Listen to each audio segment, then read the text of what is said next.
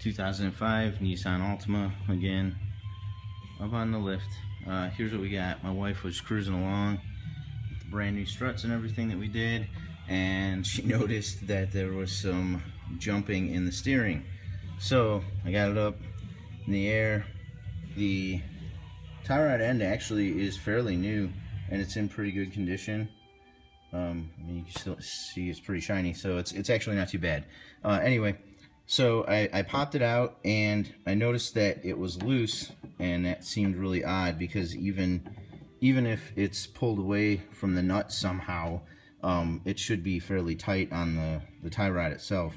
But then I noticed this. You could just pull on it and the threads on the tie rod itself are just completely gone now. So that's pretty crazy. I haven't run into that before, but you can see, I mean, there's a lot of rod in there. It's probably about this much, and it's still super loose. So I looked at it, and I don't know if you can tell or not, the threads still kind of look like they're there, but if you look, man, there's not much of anything there. So what we're doing today is replacing the tie rod itself, which is sitting back here. It's connected to the actuator, which is your rack and pinion steering. The boot itself has a specific name. I forget what it is. It's held on by, again, forget what these are called, but one of these style clamps.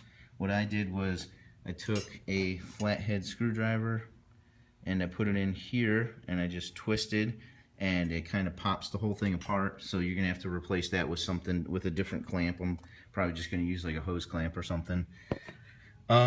So this is what you'll end up getting from like AutoZone or whatever. It comes with a nut. It's your new tie rod. It's only like $22. It's really not that bad. Comes with another clip that goes on the end of here, I guess. I haven't gotten it off yet, but there's a special tool that you can use to completely pop the, or not pop, but unscrew the tie rod from the rack and pinion steering. I don't feel like running back up there, so what I did was I just gave it a shot. I figured it's pretty clean in there. Again, you slide the boot out of the way. If you can get this nut off, I can't, so I'm just going to leave it on until I take the whole thing off, and then I'll probably just put this in the vise, cut this end off, and slide my boot over, so you know I've got my boot back. But what I did was I just took, and this is kind of ghetto, but it worked for me, and they give you some room down here. I just took a crescent wrench, I matched the size on the new tie rod, the inner tie rod that I have. I put it on there, and it didn't, for me, it didn't take a lot of push, and it actually broke loose. So that's where I'm at now. I'm just gonna take this thing off, cut that end off right there, put the boot on the new one, and turn this thing back on, and then we'll have to take it and get the front end alignment done. That's about it, guys. Just a quick like how-to on how to do an inner tie rod end, or an inner tie rod. And I guess it probably would have been a decent idea to get a new tie rod end, but again, this one is in pretty good condition. I threaded it on already to the new tie rod, and it felt really tight, so I think we'll be okay.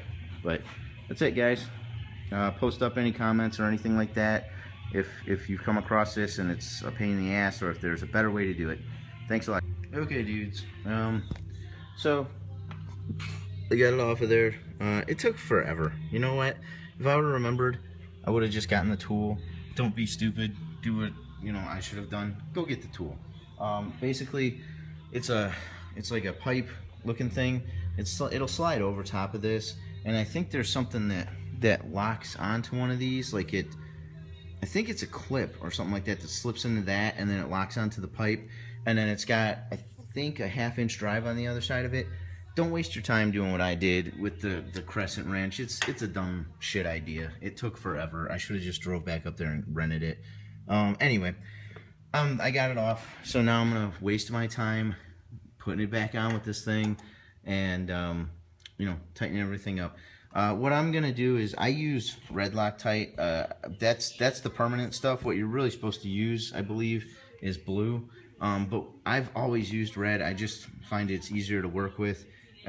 Instead of coating the whole thing in blue, I'll do like probably 3 dabs of it on there, and that's what I use. I just use red. So it's up to you guys. Use whatever you want. Use blue if you want. Don't care.